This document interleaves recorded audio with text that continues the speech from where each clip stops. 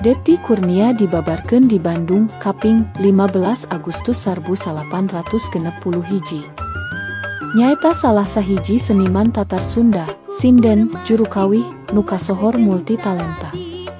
Suantena nu tarik jeung halimpu, ngajadi ciri mandiri.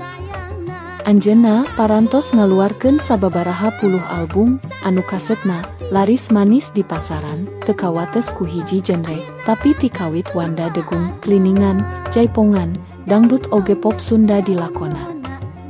Dina mangsa jayana, anjeunna kantos kapapancenan, ngalanglang buana janten duta budaya ka Jepang, utamina Osaka sareng Tokyo.